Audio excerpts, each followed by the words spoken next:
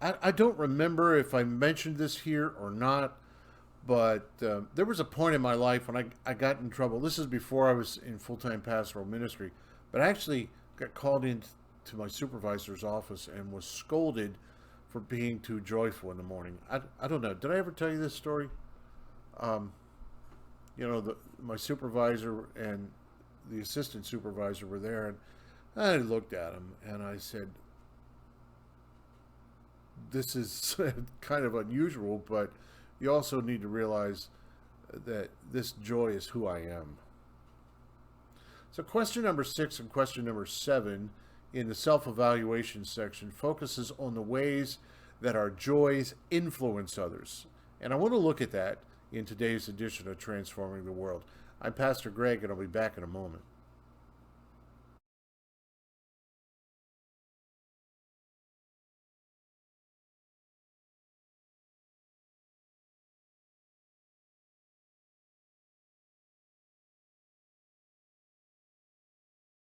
So, question 6 asks this: does my family consider me to be a happy person? And number 7 asks, when people are around me, do they brighten up?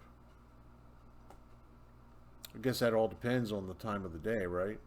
Or whether or not they've had their coffee. Have you ever stopped to consider the effect that your joy has on others? Has it ever crossed your mind? In Acts chapter 16, this is a really cool story. I love this story.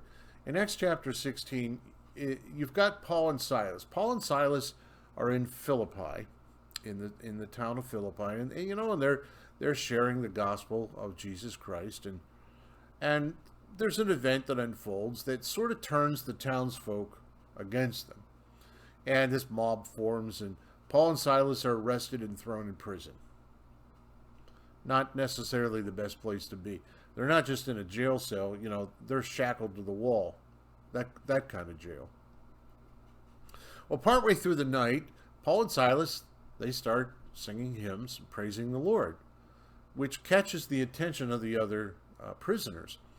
And about that time, according to the text there in Acts 16, there's a earthquake that it shakes the foundation of the jail and knocks the shackles off their feet, and then opens the doors to each of the cells.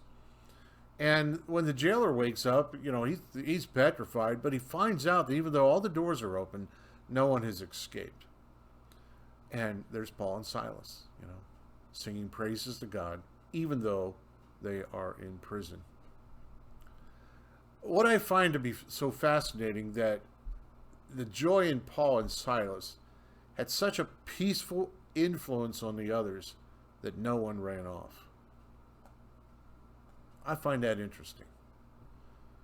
And the guard, too, he was so deeply affected. In fact, he was so deeply affected by the joy, the faith that he saw in Paul and Silas, that he actually looks at them. This is 29 and 30 of Acts 16. He says, the jailer calls for lights, ran to the dungeon, and fell down trembling before Paul and Silas. And then he brought them out and asked, "Sirs, what must I do to be saved?" Why is joy a fruit of the Spirit?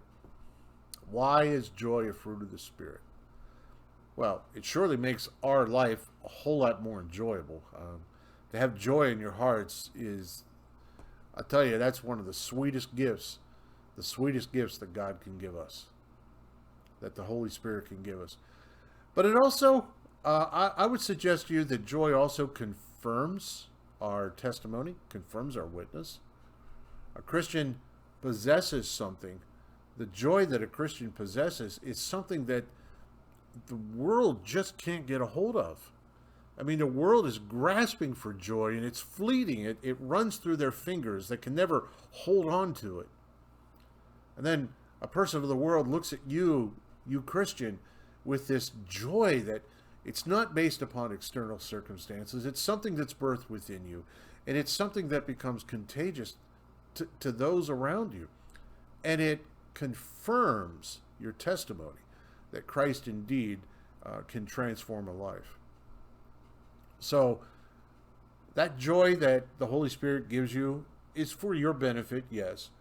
But I also suggest to you that it's for the benefit of others, not just yourself. Which should make us desire to be all the more joyful, correct? Because if our joyfulness is a means to testify and witness for Jesus Christ, we ought to be turning that frown upside down, right?